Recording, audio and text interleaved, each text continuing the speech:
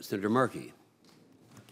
Thank you, Mr. Chairman, very much, and thank you, Administrator McCarthy, for everything that you do for our country. Thank you for the Clean Power Plan, which you have put together. It's a very important part of the solution to the intensification of the warming of the planet, and I think it really helps the United States be a credible leader in working on these issues.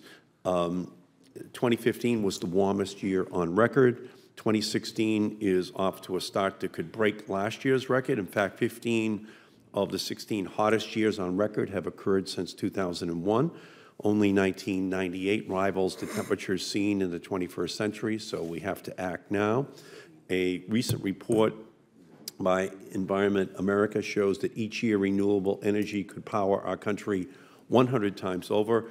We are making strides in smart grid and storage technologies. The question is no longer if we can provide power for the country with renewable energy, it's when and how we make the transition to 100% renewables. I don't think there's any question that by 2100 we will be there. The technology will just make it possible, along with the capacity of the grid to be able to manage those technologies. But nonetheless, I know that there are, still those that believe that you have you are the principal person responsible for this shift in the energy generation in our country and the sources that that create it. But we know that natural gas, because of fracking, has just become a plentiful supply of alternative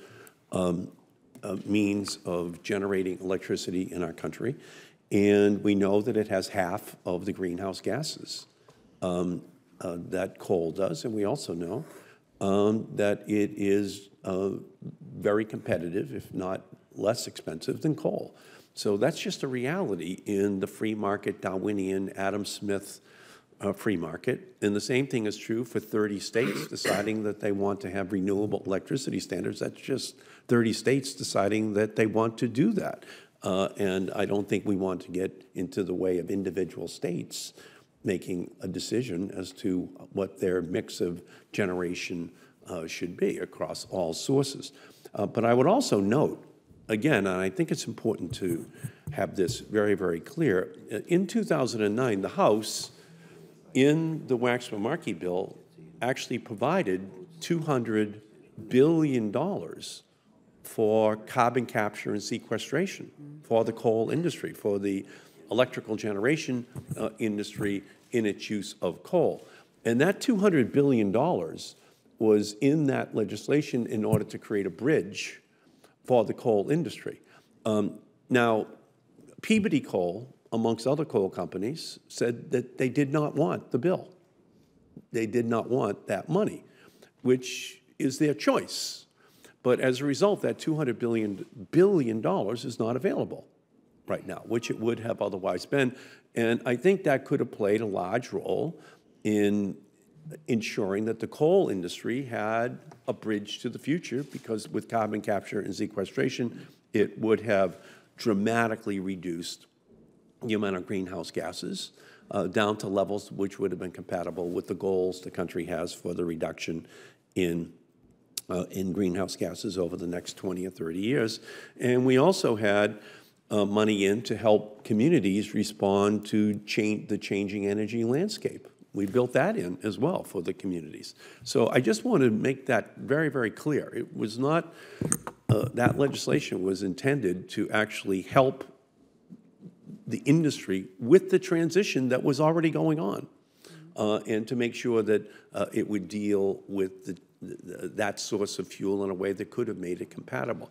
So can you talk a little bit as well about how the Clean Power Plan creates flexibilities for each one of the states to be able to deal with the reduction in greenhouse gases, which is going to be required?